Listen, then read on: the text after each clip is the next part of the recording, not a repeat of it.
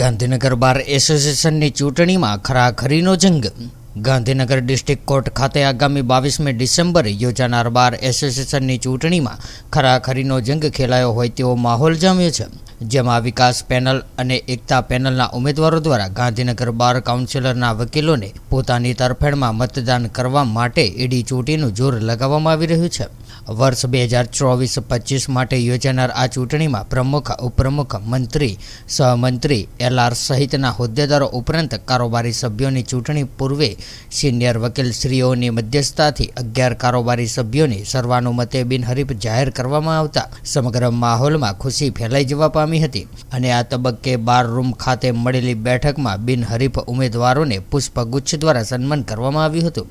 Gandhinagar district court ખાતે આગામી 22મી ડિસેમ્બરે સવારે 10 થઈને સાંજે 5 વાગ્યા સુધી યોજાનાર બાર કાઉન્સિલરની ચૂંટણીમાં કુલ 761 મતદારો દ્વારા મતદાન કરવામાં આવશે. આ પ્રસંગે સિનિયર એડવોકેટ અને બાર કાઉન્સિલર ઓફ ગુજરાતના પૂર્વ ઉપપ્રમુખ શ્રી કરણસિંહ વાઘેલા દ્વારા બાર કાઉન્સિલરની ચૂંટણી લડી રહેલા તમામ ઉમેદવારોને શુભેચ્છાઓ પાઠવી હતી અને કોઈપણ પ્રકારના વનમનસ્ય ફેલાય નહીં તે રીતે નિખાલસપણે ઉત્સાહભેર ચૂંટણી લડવા તેમજ પરિણામ બાદ બાર કાઉન્સિલરના વિકાસ માટે સૌ સાથે મળીને કામગીરી કરવા અપીલ કરવામાં આવી હતી. આ તબક્કે એકતા પેનલના પ્રમુખ પદના ઉમેદવાર અને સિનિયર વકીલ શ્રી શંકરસિંહ ગોહિલે પોતાની 35 વર્ષની કામગીરી અને ટીમના જુનિયર સિનિયર વકીલોની એકતા પેનલને મત આપવા સૌ વકીલ મિત્રોને અપીલ કરી હતી.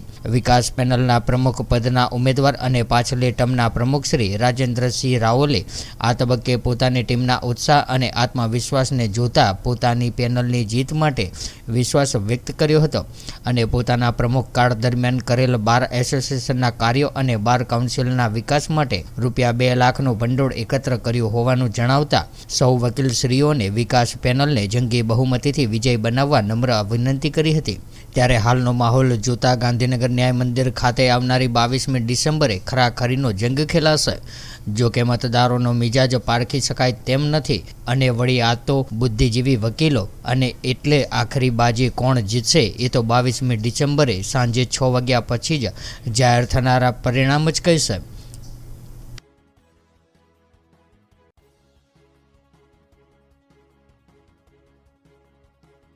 શંકરસિંહ એસ ગોહિલ, ગાંધીનગર કોર્ટમાં ગાંધીનગર બાર એસોસિએશનમાં પ્રમુખ તરીકે ઉમેદવારી નોંધાવી છે.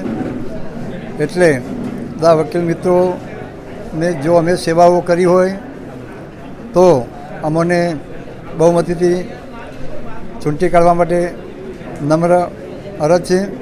કારણ કે આ છેલ્લા 35 વર્ષથી લગભગ સ્ટડી સર્કલ, મૃત્યુ સહાય, મોતગી સહાય તમામ વર્ગથી સેવાઓ કરેલ છે. તેમજ વકીલો તમામ એ દિવસે સારું મતદાન કરે અને જેને કામ કર્યું હોય અને મન બનાવ્યું હોય તેવાને મત આપી જીતાડવા માટે નમ્ર અરજ છે. રાજેન્દ્રસિંહ રાઓલ છે. વિકાસ પેનલમાં મેં પ્રમુખના ઉમેદવાર તરીકે ફોર્મ ભરેલું છે.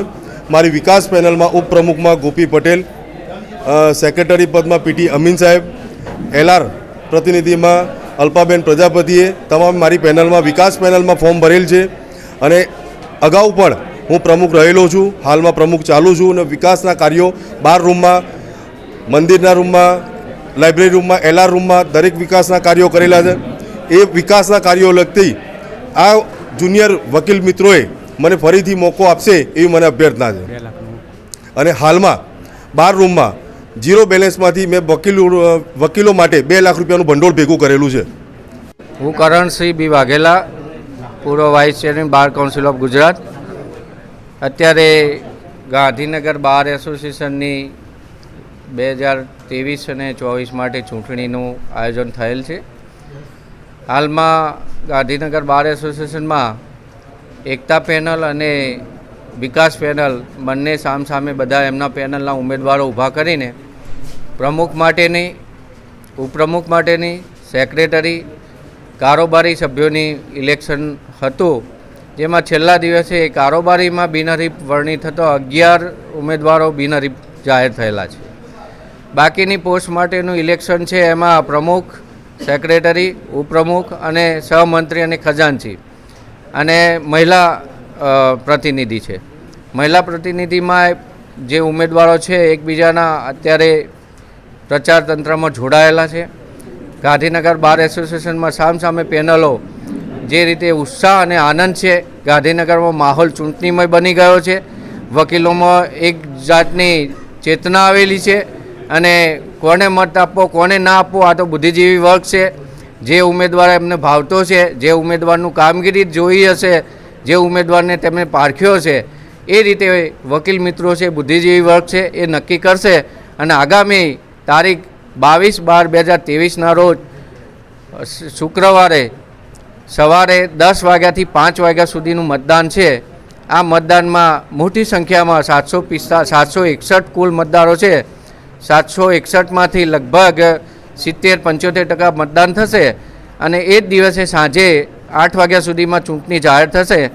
એટલે એ જે ચૂંટાયેલા ઉમેદવારો છે એમની યાદી 8 વાગ્યા સુધીમાં ડિક્લેર થશે અને એ દિવસે ચૂંટણીના પડઘામ બંધ થશે અને બીજા દિવસથી રાબેતા મુજબ પાછા વકીલો કામે લાગી જશે. એ રીતની મારી વકીલ મિત્રોને વિનંતી છે. એક સાથે રહીને ભાઈચારો બનાવીને વકીલો આપણો પરિવાર છે એ રીતે સાથે રહીને ઇલેક્શનના માહોલને માણીએ, એન્જોય કરીએ અને ઉત્સાહપૂર્વક બધાને વધાવીએ. જે ચૂંટાય એ શક્તિશાળી, એ પ્રમાણે એના હાથ મજબૂત કરી વકીલ હિતના કામો કરીએ. એ જ અભ્યર્થના. જય હિન્દ, જય ભારત.